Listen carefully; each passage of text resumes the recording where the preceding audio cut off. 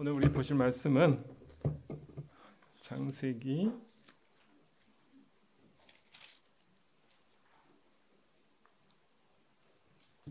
3장 11절 말씀 한번 보시겠습니다.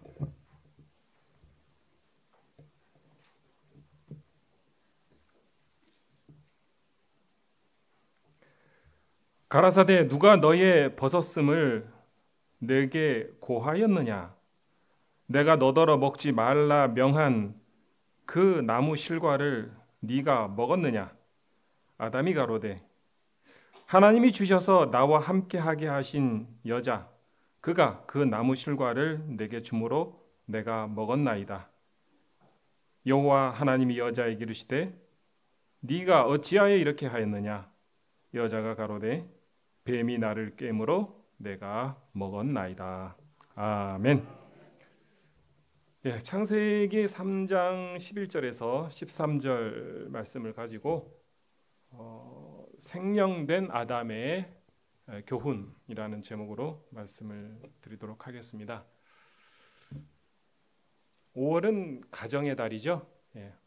가정의 달이라고 전부 다 이런저런 이제 가족 간에 어떻게 화목해야 되나 이런 말씀들을 많이 하는데 그와 연장선상에서 한번 이 말씀을 이렇게 보게 되었습니다. 이 본문의 내용은 여러분들 이건 초등학생만 돼도 다 아는 그런 내용이죠. 그래서 내용이 어떤 건지는 너무나 잘 알고 계실 텐데 어쨌든 이러한 우리가 잘 알고 익숙한 내용이지만 이러한 내용 가운데 담겨져 있는 어떤 하나님의 진리의 말씀을 통하여 여러분들 가정이 더욱더 건강해지고 더욱더 화목해지는 그러한 계기가 또 여러분의 사역에 각자 맡으신 역할에 더욱더 생기가 돋는 그런 일이 있었으면 하는 마음에서 드리고자 합니다. 자, 이 장면을 앞서서 보게 되면 아담이 하와를 만났죠. 그죠? 아담이 하와를 만나가지고 창세기 2장 22절에 보게 되면은 내 뼈 중에 뼈요, 내 살 중에 살이다 라고 하면서 아주 좋아하면서 덥석 데리고 가가지고 아마 동거부터 바로 들어간 것 같아요.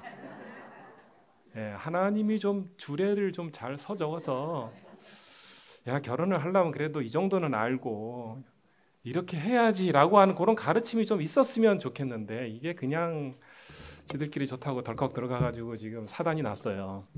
아주 사단이 나다 보니까 지금 나오는 얘기들이 이런 얘기들이 나와요. 그래서 이 내용을 딱 들어보면 어떻게 저런 걸 남편이라고 뒀을까? 내가 사위를 본다 그러면 절대 저런 사위는 보지 말아야지 이런 생각이 가슴에 팍 박히죠. 그러실 겁니다. 자, 그런데 이 아담이라고 하는 사람이 일단 어떤 사람이었는가 잠시 생각을 한번 해보겠습니다. 그래서 본문에 들어가기 전에 두 가지를 한번 좀 생각을 해보고 싶은데 아담은 누구냐? 창세기 1장 27절에 보게 되면 아담은 하나님의 형상으로, 그러니까 모든 사람이 다 하나님의 형상으로 지어졌기 때문에 하나님의 형상으로 지어졌습니다. 그리고 창세기 2장 7절에 산영, 네페샤야라고 하는데 산영이 되었죠. 다 아시죠, 그죠? 더군다나 또 조금 전에 무슨 일까지 있었어요? 선악과를 먹게 되었죠. 그래서 하나님의 이미지, 하나님의 형상을 가지고 산영이 되었고 또 선악을 알게 하는 나무의 실과까지도 먹은 아담의 모습이 지금 여기에 기록이 되어 있는 것입니다.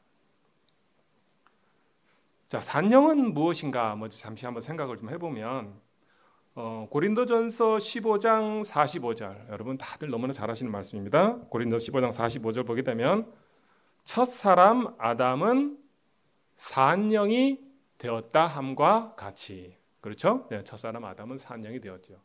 마지막 아담은 살려주는 영이 되었나니 이 말씀 여러분 많이 공부해 보셔서 요한복음 6장 63절에 말씀에 살려주는 것은 영이요 라고 해서 그 영의 말씀을 가지고 살려주는 그런 어떤 마지막 시대의 아담 사람에 관한 이런 내용도 잘 알고 있죠. 다음 절 한번 보실까요? 다음 절 46절. 그러나 먼저는 신령한 자가 아니요. 그러니까 첫사람 아담을 말하는 거예요. 아담이 뭐 한 사람이라고요? 신령한 자는 아니요. 육 있는 자요 라고 하고 있어요. 그 다음에 신령한 자다라고 얘기를 하고 있죠. 네. 자, 먼저는 신령한 자가 아니다. 그럼 신령한 자가 아니고 육이 있는 자다. 신령한 자가 뭐냐라고 뭐 여러 가지 번역도 있고 해석도 있겠지만 성경에서는 신령한 자를 보통 뭐라고 표현한다고 보냐면 하나님의 영에 의하여 충만함을 입은 사람. 그래서 하나님의 영의 지배를 받은 사람. 여러분 많이 들어보셨죠? 아마 성령 충만. 예. 그다음에 성령의 취함. 아마 그런 표현이 신령한 자에 관한 표현일 것입니다. 이 에베소 5장 18절 말씀 보게 되면 술 취하지 말라. 이는 방탕한 것이니 성령의 충만을 받으라. 그러니까 술 취하지 말라 해놓고 나서 그걸 뭐에 비유한 거예요? 성령의 충만에다 비유한 거죠. 그러니까 술에 취하면 뭐에 의해서 주장이 돼요? 알코올에 의해서 주장이 되잖아요. 성령에 취하면 성령에 의해서 주장이 되는 거예요. 그게 바로 신령한 사람이고 성령에 의해서 주장되는 사람이거든요. 그러니까 유사한 표현으로 사도행전 2장 15절 말씀 보게 되면 때가 제3시니 너희 생각과 같이 이 사람들이 취한 것이 아니라. 네, 베드로가 지금 막 이렇게 외치고 있죠. 이 사람들 우리가 이렇게 말한 거는 뭐 술 취해가 낮술 먹고 지금 이런 거 아니야. 이건 뭐요?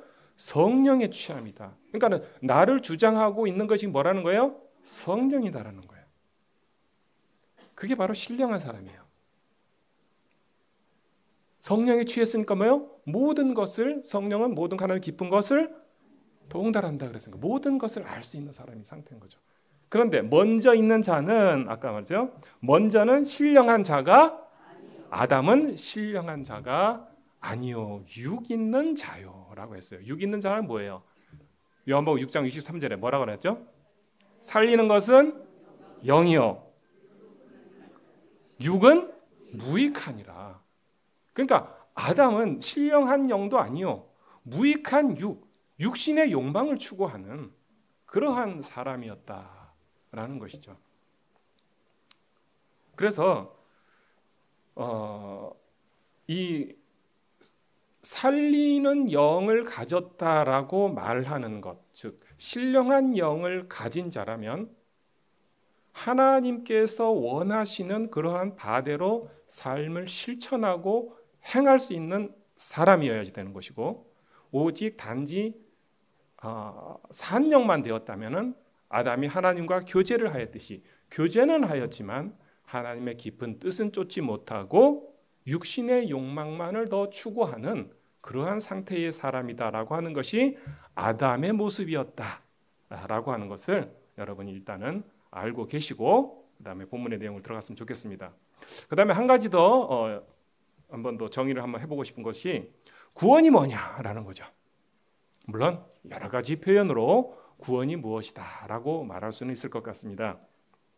우리가 가장 쉽게 구원은 천당 가는 것이다 이렇게 너무 쉽게 얘기를 하고 있지만 여러분들은 잘 알다시피 구원은 산 자의 변화요 죽은 자의 부활이다라고 말할 수가 있어요. 그런데 변화가 됐든 부활을 했든 궁극적으로는 하나님과 예수님을 닮아가는 모습의 상태가 되는 것을 구원이라고 하는 거예요. 그래서 우리는 구원이라고 하는 것이 궁극적으로는 영육 간에 주와 닮아가는 것, 영육 간에 주와 닮아가는 것을 구원이라고 생각해 볼 수가 있다라는 것입니다. 에베소 4장 13절 말씀 한번 보실까요? 에베소 4장 13절 우리가 다 하나님의 아들을 믿는 것과 아는 일에 하나가 되어 온전한 사람을 이루어. 이 사람이라는 게 아담이라는 말과 같은 말이에요. 그럼 뭐예요? 온전한 아담을 이루어 신령한 아담이나 마찬가지예요. 예. 그래서 온전한 아담을 이루어 그리스도의 장성한 분량이 충만한 데까지 이르리니. 그러니까 뭐예요? 우리의 구원은 그리스도의 장성한 분량까지 이렇게 충만해지는 거예요. 여러분 핸드폰 배터리 보면 충전하면은 띡띡띡 충만할 때까지 올라갈 때가 올라가는 거 보이잖아요. 예, 그러한 과정. 빌립보 3장 21절 말씀 보겠습니다. 그는 만물을 자기에게 복종케 하실 수 있는 자의 역사로 우리 낮은 몸을 자기 영광의 몸의 형체와 같이 뭐한다? 변하게 하는 거예요. 변하게 한다는 다시 말해요. 닮아가게 변하는 거죠. 예. 그다음에 요한일서 3장 2절. 사랑하는 자들아, 우리가 지금은 하나님의 자녀라. 장래에 어떻게 될지는 아직 나타나지 아니하였으나 그가 나타나심이 되면 우리가 그와 같을 줄을 아는 것은, 역시 구원이란 것은 같이 된다, 닮아진다. 그 외재적인 형상뿐이 아니라 내재적인 속성까지도 같이 닮아지고 있는 것이, 그것이 바로 구원이다라고 하는 것을 우리가 생각해 볼 수가 있습니다. 그래서 요한복음 14장 20절 말씀 보게 되면 그날에 내가 아버지 안에 너희가 내 안에 내가 너희 안에 있는 것을 너희가 알리라. 내가 아버지 안에 아버지가 내 안에, 결국 뭐야? 모두가 하나가 되어 있는 그런 모습을 우리가 볼 수가 있어요. 그럼 자, 이런 말씀을 왜 드리느냐? 우리가 구원을 궁극적으로는 하나님과 예수님을 닮아가는 모습으로 본다 그런다면 우리가 성경을 통해서 신의 품성을 조금 더 닮아가라라고 하는 그러한 교훈을 받는다는 것, 신의 품성을 닮아가라라고 교훈을 받는 것은 이 세상에서 어떻게 바르게 살아라고 하는 그런 어떤 육신적인 교훈이만 그치는 것이 아니라 내가 그리스도를 닮아가는 것이고 하나님을 닮아가는 것이기 때문에 그것이 일련의 구원의 과정 속에서 병행 나타나는 일이다 이 말입니다. 그래서 아담을 통하여 어떤 우리가 교훈을 얻고 이건 그래 그렇게 살아야지 라고 말을 할 수 있는 것도 되지만 그 안에 담겨진 그리스도의 품성을 내가 닮아간다면 그 자체가 바로 내 아의 구원을 이루어가는 과정이다 라는 것으로 여겨야 된다 이것입니다. 그래서 교훈이라는 것은 단순히 교훈, 그래 교훈은 가벼운 거, 신비의 말씀 좋은 거 이렇게 단순하게 생각하지 마시고 교훈이라는 것이 바로 내가 그리스도의 품성을 닮아가게 하는 나의 지침이고 내가 한 걸음 한 걸음 걸어가야 될 길이다 라고 하는 그러한 의미로 생각을 하셔서 본문의 말씀 속에 나타나고 있는 이러한 모습들이 나에게 걸림이 된다면 고치고 나에게 도움이 된다면 적용하고 하는 그러한 모습이 있기를 원합니다. 자, 그러면 본문의 아담의 말을 한번 아담이 도대체 무슨 생각 가지고 얼마나 어처구니 없는 말을 했는지 한번 생각을 먼저 해보도록 하죠. 창세기 3장 11절입니다.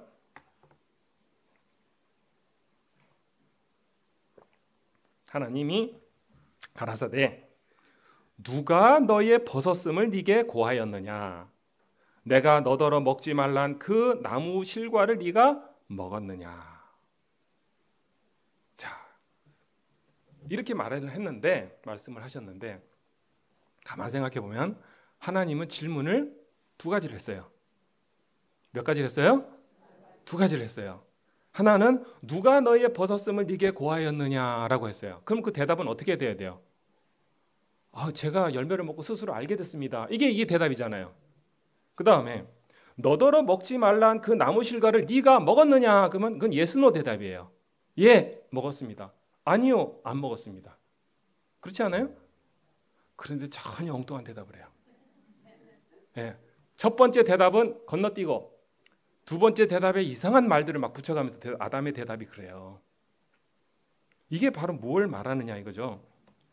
하나님은 두 가지 질문을 하셨는데 그런데 제가 스스로 깨달았습니다. 제가 스스로 알게 됐습니다. 나라고 하는 말이 포함된 말을 아담은 못하고 있어요.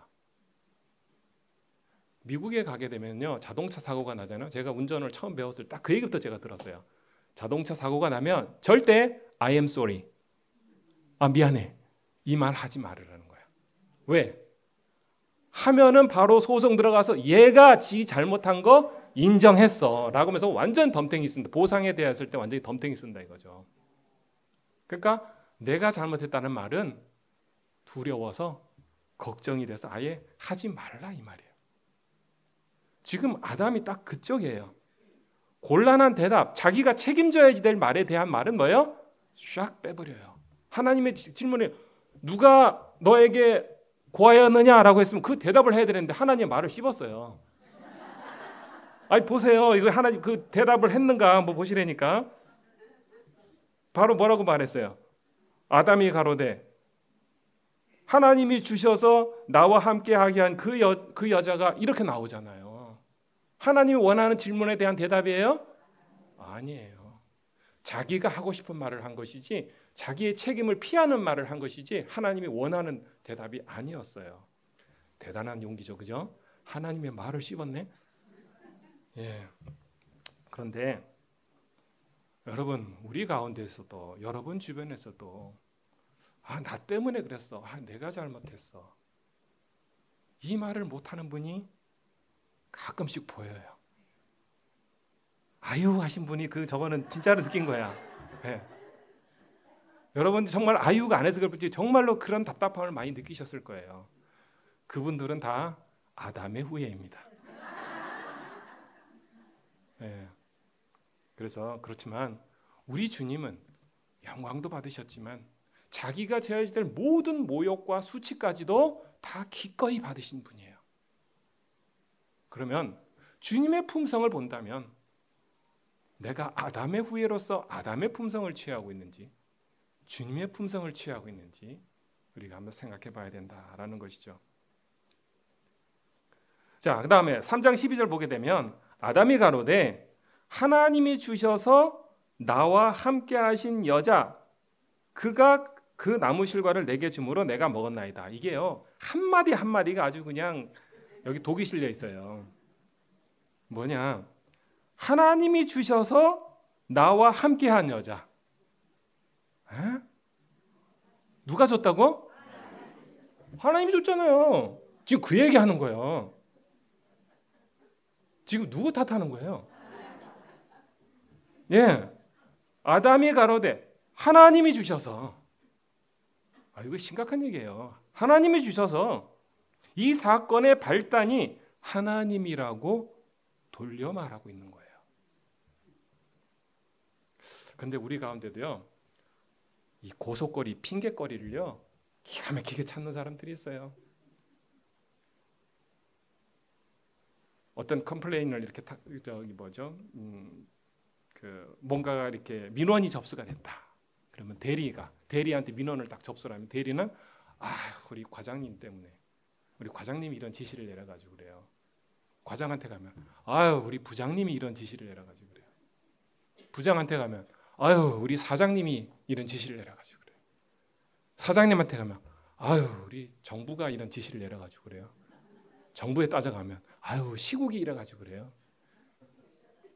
시국이 왜 이러냐? 하나님이 말세를 만들어 놔가지고 누구 탓이요? 예, 약간은 제가 장난스럽게 말을 했지만 이 주여 가운데 지금 진리가 담겼어요. 지금 구역장 탓하신 분이 있을 것이고 지역장 탓하신 분이 있을 것이고 교구장 탓하신 분이 있을 것이고 이게 한없이 올라가면서 아마 제가 그래서 이렇게 오래 살고 있는 게 아닌가 싶은 생각이 드는데 예, 그렇습니다. 이게 바로 아담의 모습이에요. 아담의 후예의 모습들입니다. 자, 그 다음에 또 뭐라 그랬냐? 아담이 가로되 하나님이 주셔서 나와 함께 하신 여자. 하나님이 주셔서 나와 함께 하게 하신 여자. 뭔 얘기예요? 함께 안 했으면 이런 일이 없었을 텐데. 처음엔 뭐요? 앞도 뒤도 안 보고 휙 들어갔잖아요. 좋다고. 예. 그 증인이 누구예요? 제가 찾아보니까 나훈아가 증인이더라고요. 예, 나훈아가 뭐라 그러는지요? 아담과 이브처럼이라는 그 노래 가사를 보게 되면 그러고 나와요. 난 내가 그냥 좋아. 이유도 없이 그냥 좋아. 예, 벗어버린 아담과 이브처럼 그냥 좋다고 자기가 홀라당 데려간 거 아니에요. 그 좋을 때는 좋다 그랬다가 문제가 생기니까 뭐예요? 예, 나랑 함께 해가지고 이 모양 된 거 아니에요. 지금 그 얘기하고 있는 거예요. 난 처음에 필요도 없었는데. 맞잖아. 혼자 있었잖아요. 혼자 있었는데 하나님 보시니까는 안 돼가지고 하나님 주신 거 아니요. 아담이 달라 그랬어요? 예, 난 처음부터 필요도 없었는데. 혼자 있어서 이런 문제도 없었을 텐데. 예. 이게 지금 약간 우스꽝스러운 아담의 모습이긴 하지만 이게 우리 삶 가운데 너무나 자주 부딪히는 모양 중에 하나입니다. 달면 삼키고 쓰면 뱉고 잘 되면 내 탓, 못 되면 자 이런 분 보시면 누구의 후예요? 아담의 후예요. 예. 예. 그래서 우리끼리 은어로 아이고 저분은 아담의 후예시네 라고 하시면 예, 좀 알아듣지 않을까. 그 다음에 또 하나님이 주셔서 나와 함께 하신, 그래서 하나님이 주셔서 나와 함께 하셨다라고 했는데 그것이 불평으로 삼았지만 사실은 하나님이 주신 것은 선물이에요. 예. 은혜에 의한 선물을 나의 어떤 공로라든지 권리에 의한 것이라고 생각하는 분들이 되게 많습니다. 선물을 선물로 보지 못하고 내가 이만한 자격이 있는데, 내가 이만한 권한이 있는데, 나한테 이런 직책이 주어져야 되는데, 나한테 이런 능력이 주어져야 되는데, 이 정도는 내가 할 수 있었어야 되는데, 이러한 문제점들을 일으키는 경우들도 굉장히 많이 있죠. 또한 내가 가진 솜씨라든지 내가 가진 안목, 재능, 재물, 내 하면 내 손과 이 내 발까지도 다 하나님이 주신 거야. 그거 감사해야지 돼요.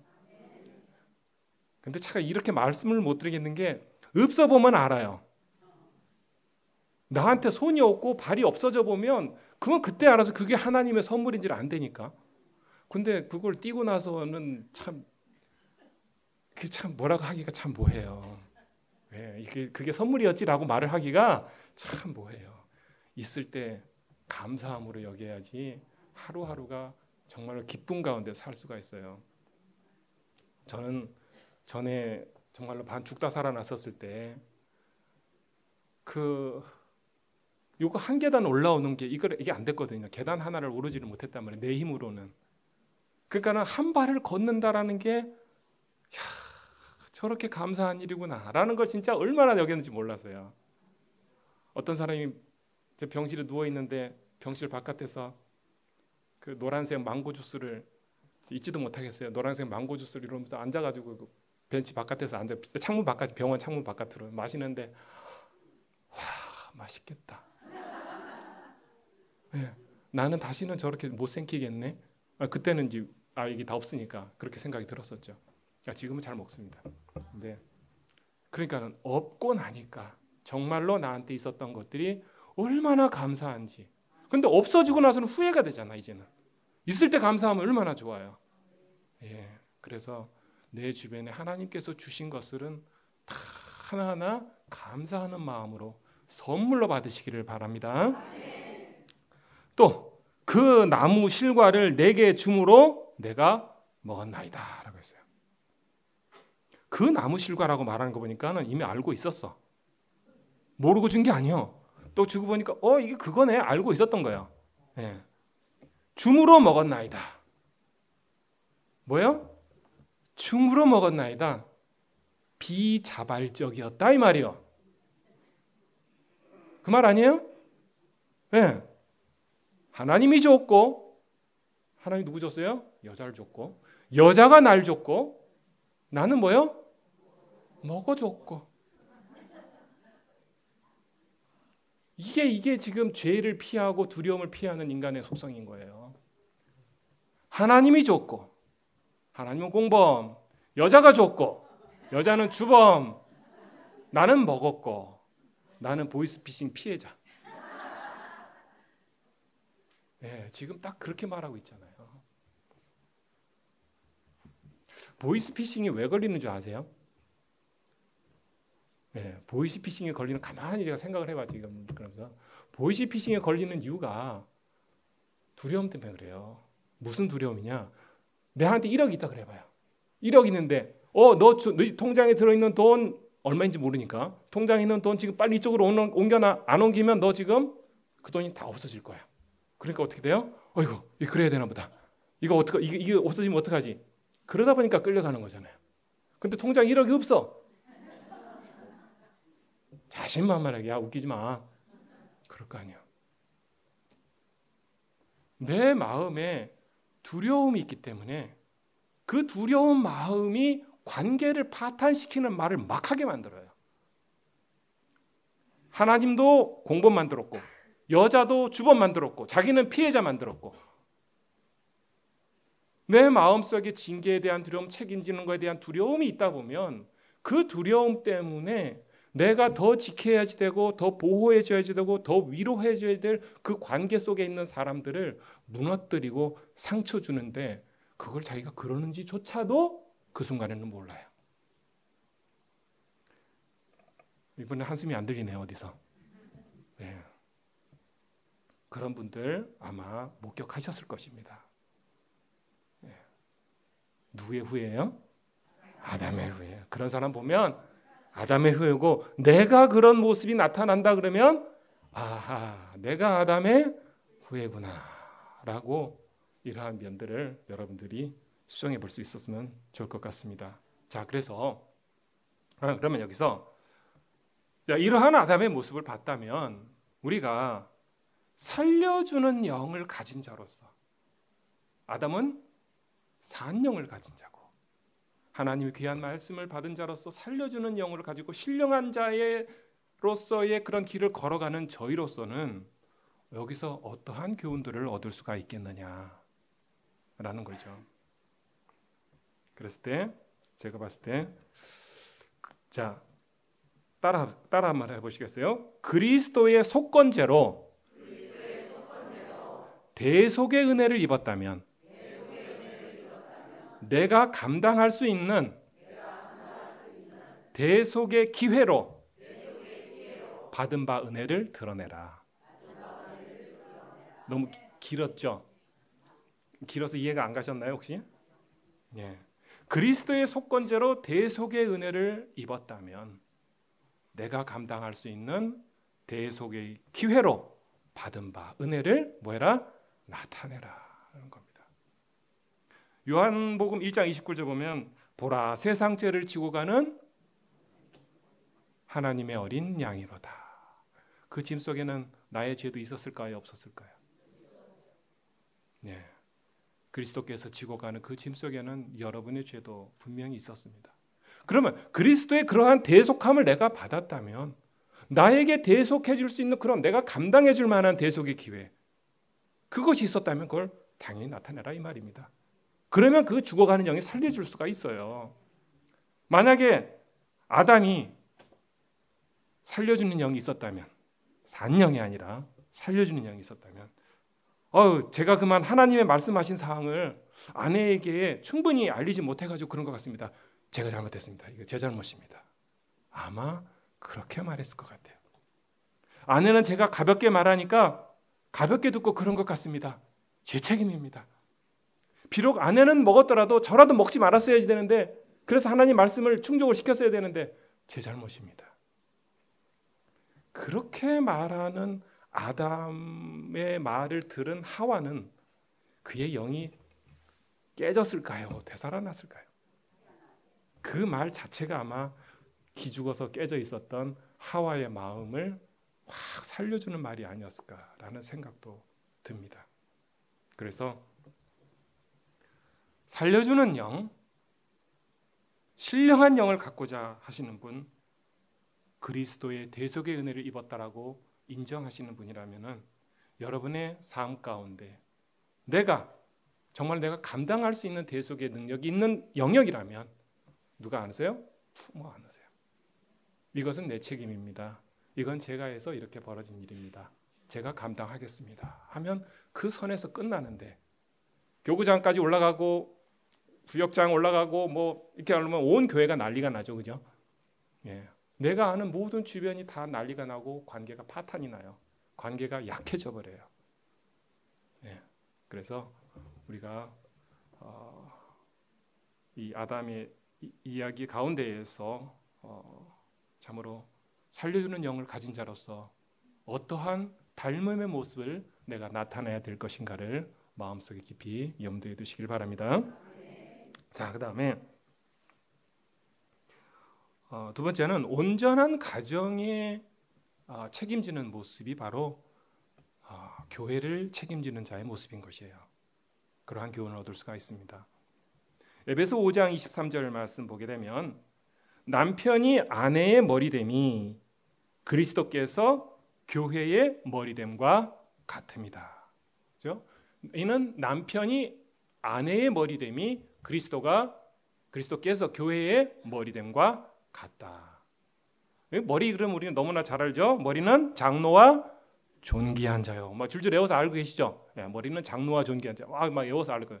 근데 그것만 외울 것이 아니라 머리는 장로와 존귀한 자다 그러면 그거는 그 영광적인 면에서 그렇지만 그분들은 뭐예요? 책임을 지시는 분들인 거예요. 장로와 존귀한 자는 자기가 가지고 있는 그러한 권한으로 책임을 져면서 활동을 하고 있기 때문에 그러한 존귀함을 받는 거거든요.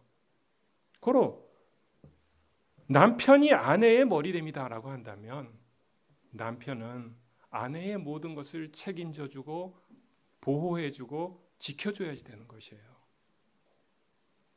그러한 남편이 되었을 때에 그 남편이 교회에 와서 그리스도께서 교회의 머리됨과 같이 교회에서 살려주는 자로서의 지도자로서 역할을 할 수가 있게 되는 것입니다. 집에서는 부인을 그냥 덕달같이 볶으면서 교회 와서는 성도님, 우리 권사님한테 잘해줄 수 있어요? 그거 안 돼요. 근데 그러는 척할 수는 있어요. 척할 수는 있어요. 그렇지만 그 척은 마음에 와닿지는 않아요. 그냥 척은 척으로 받아줄 수는 있는데 그 척을 마음속으로 받아줄 수는 없게 되거든요. 그래서 가정에서도 책임지는 모습이었을 때 사역에서도 살려주는 인도자가 될 수 있다라고 하는 것을 여러분들이 깨닫기를 원합니다. 그 다음에 세 번째는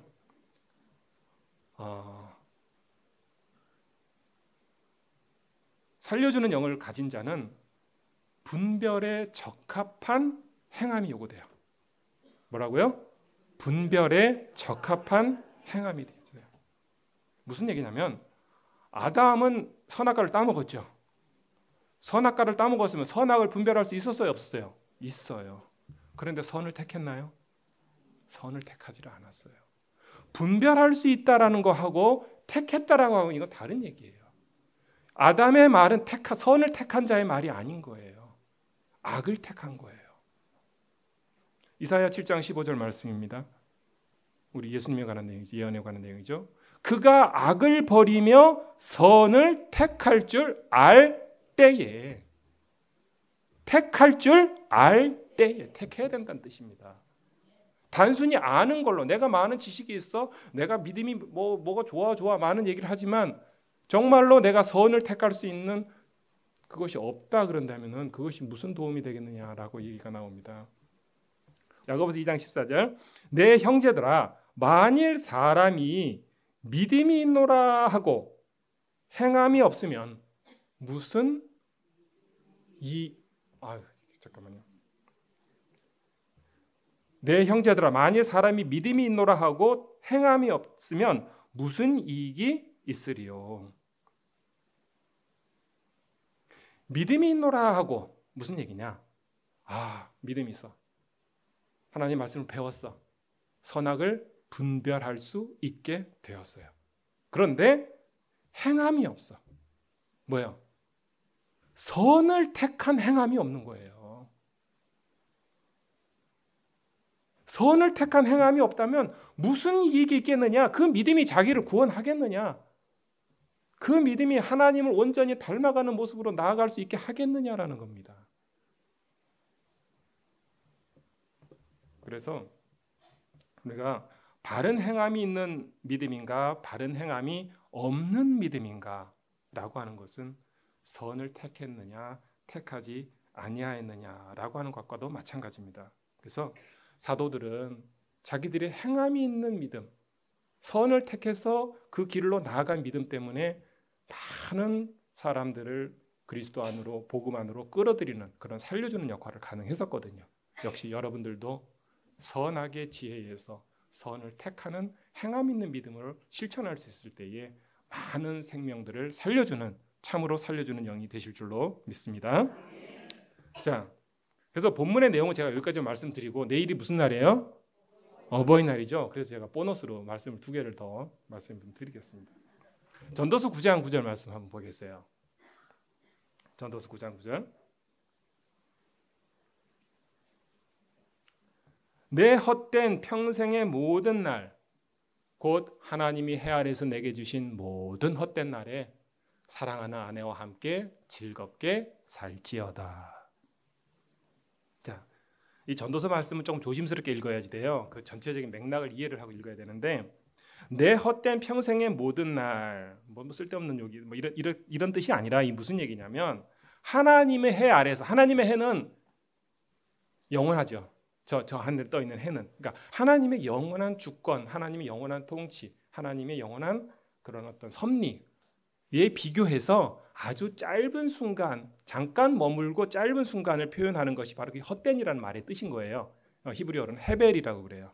그래서 헤벨이라는 말 뜻이 그런 뜻입니다. 그래서 너 헛된 평생의 모든 날, 그럼 뭐예요? 표현, 쓸모없는 그런 날을 말하는 것이 아니라 너의 짧은 이 땅에서의 너에게 허락된 그런 시간에라고, 이런 뜻인 것입니다. 그래서 네 헛된 평생의 모든 날, 곧 하나님의 해 아래에서 내게 주신 모든 헛된 날에, 그러니까 짧은 그런 삶의 시간 동안에, 이 뜻입니다. 사랑하는 아내와 함께 뭐해라? 즐겁게 살지어라. 여러분, 이 땅에 살면서, 지금 이 시간을 살면서 괴롭게 살지 마세요. 자기를 괴롭히는 사람들이 되게 많이 있는데, 그게 우리 전도서 7장 10절 말씀, 펜이 있으면 좀 그렸으면 좋겠는데, 전도서 7장 10절 말씀 한번 보세요. 옛날이 오늘보다 나은 것이 어찌미뇨 하지 말라. 여러분, 나이가 들면 드실수록 옛날에 하면서 이게 아직 입에 붙었죠. 예, 옛날이 오늘보다 나은 것이 어찌미뇨 하지 말라. 이렇게 묻는 것이 뭐다? 지혜가 아니다. 지나간 걸로 현재를 괴롭게 하지 마세요. 지나간 남편의 행실로 현재를 괴롭게 하지 마세요. 지나간 나의 실수로 현재를 괴롭게 하지 마세요. 그럼 지혜로운 건 뭐예요? 옛날이 오늘보다 나은 거, 이게 나은 게 아니라 반대로 하면 되죠. 오늘이 옛날보다 나온 게 뭐예요? 이게 지혜로운 거예요. 오늘을 감사하며, 오늘을 하나님 가족과 함께, 또 내가 사랑하는 사람과 함께 행복하게 지낼 수 있는 것, 그게 바로 지혜로운 자의 삶이거든요. 네. 5월은 가정의 달입니다. 가정의 달. 네. 여러분, 주어진 말씀 가운데서 여러분 삶 가운데 적용할 것도 있다면 잘 적용하셔서 오늘을 행복하게, 또 사랑하는 남편과 사랑하는 아내와 사랑하는 자녀와 이 땅에서 하나님으로부터 선물 받은 그 귀한 그 선물들과 함께 행복하고 즐거운 시간 보내시기를 예수님 이름으로 간절히 축원드립니다. 감사합니다.